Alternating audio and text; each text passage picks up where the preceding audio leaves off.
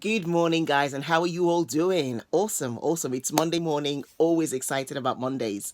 I just wanted to share something with you today. I just had some thoughts about consistency.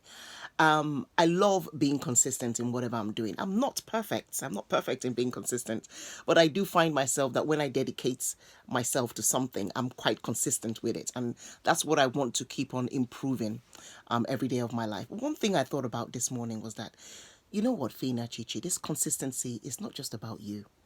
It's really about what you are teaching your children and the next generation coming after them. You see, our children, our next generation, they're watching us to see what this consistency is all about.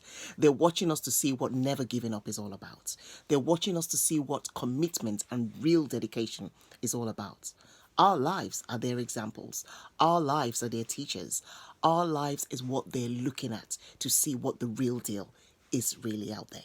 So they don't get to learn about consistency in school. It's about the everyday lives. What are we doing? Are we consistent with what we're doing? What are the positive things that we're doing?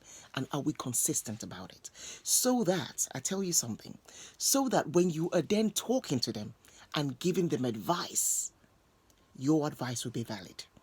A lot of times, the conflicts that we see sometimes between, especially teenagers and parents, is that parents are saying something to them that the teenagers don't see the parents doing.